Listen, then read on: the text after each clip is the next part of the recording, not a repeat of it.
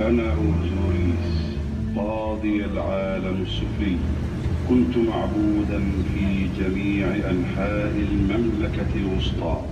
عندما أرسم على جدران المقابر غالبا ما أظهر على شكل مومياء.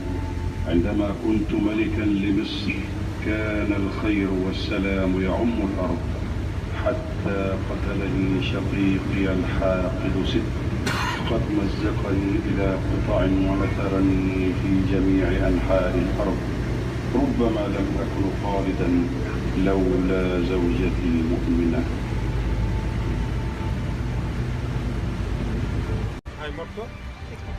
زوجة أوزوريس ربة الحب والسحر والشفاء.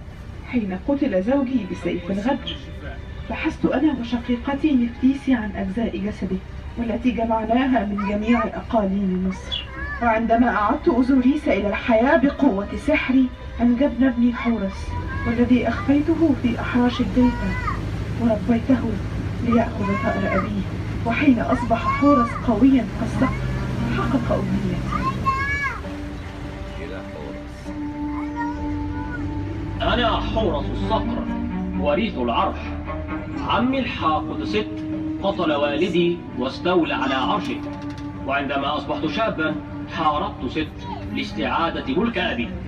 لقد كانت معركة دامية وفقدت عيني يسرى، لكن تحوت رب الحكمة شفاني وأكملت صراعي ضد الشر، وفي النهاية انتصرت وفزت بالعرش.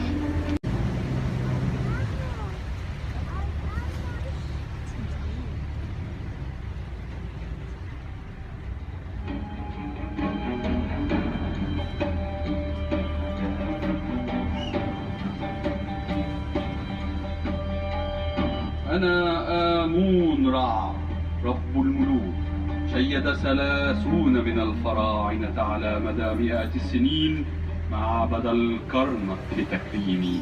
اسمي يعني خفي، وكنت حارسا لاسما سريا، لكن إيزيس قد خدعتني حين خبأت ثعبانا لدغني وصراصومه في أعضائي.